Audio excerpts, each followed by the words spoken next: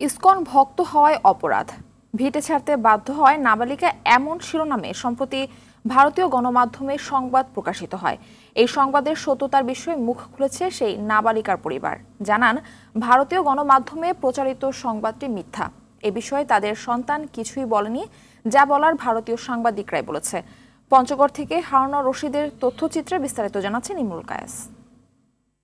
ইসকনের ভক্ত হওয়াটাই অপরাধ। বাংলাদেশে অত্যাচারিত হওয়ার ভয় প্রাণ বাঁচাতে ভারতে ঢুকতেই বিএসএফ এর হাতে গ্রেফতার বাংলাদেশের এক নাবালিকা। বাংলাদেশ থেকে কেন আসলে? এভাবেই ভারতের সংবাদ মাধ্যম তিলকে তাল বানিয়ে প্রচার করছে। সম্প্রতি পঞ্চগড় সীমান্ত দিয়ে ভারতে অবৈধভাবে প্রবেশের সময় বিএসএফ এর হাতে আটক হয় এক কিশোরী। এই ঘটনাকে ভারতীয় গণমাধ্যম বলছে বাংলাদেশে সংখ্যালঘুদের নির্যাতন করে দেশ থেকে বের করে দেয়া হচ্ছে। সাংবাদিকের কোনো কথার জবাব দেয়নি মেয়েটি। বাংলাদেশ থেকে কেন আসলে? তবে বাস্তব চিত্র এর পুরোপুরি বিপরীত। কিশোরীর পরিবার জানায়, স্কুল শিক্ষার্থী প্রিয়ন্তী রায় পমি কয়েক বছর ধরে চোখের সমস্যায় ভুগছিল। হঠাৎ সমস্যা বেড়ে যাওয়ায় ভারতে চিকিৎসার জন্য যাওয়ার চেষ্টা করে। তবে ভিসা না পাওয়ায় অবৈধভাবে ভারতে অবস্থানরত আত্মীয়ের বাড়িতে যাওয়ার পথে বিএসএফ এর হাতে আটক হয়। পরিবার জানায়, তাদের মেয়েকে নিয়ে ভারতীয় গণমাধ্যম মিথ্যা খবর প্রচার করছে।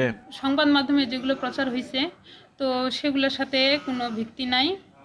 আমাদের এখানে কোনো অন্যায় হয়নি এবং কেউ আমাদের চাপ করেনি মেয়ের চোখের সমস্যার জন্য। মেয়ে হয়তো ইচ্ছাকৃতভাবে আমাদেরকে না বলেই সে গেছে। ঠিক হয়নি যে বাংলাদেশের নামে এইভাবে বলাটা, যে আমাদের উপর অত্যাচার হচ্ছে। বিশেষ করে আমাদেরকে কেউ কোনোদিন চাপ দেয়নি। আমার মেয়ে তো কোনো কিছু বলেনি। বাংলাদেশে এই ধরনের কোনো কথা নাই, কোনো নাই। এটা কে বা কাহারা কিভাবে করলো, সাংবাদিক কি কোন চ্যানেল কি করলো, এটা কিন্তু আমরা অবগত না। এই ঘটনার প্রতিবাদ জানিয়ে সংবাদ সম্মেলন করেছে পঞ্চগড় জেলা পুলিশ।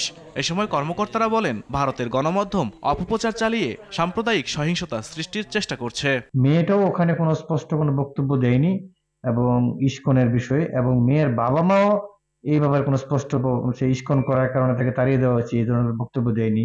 তো যেহেতু এরকম একটা ভিডিও ভাইরাল হয়েছে, তাই আমি মনে করি যে এটা দেশের বিরুদ্ধে একটা প্রপাগান্ডা এবং এটা একটা মিথ্যা গুজব। ইমরুল কায়েস, RTV।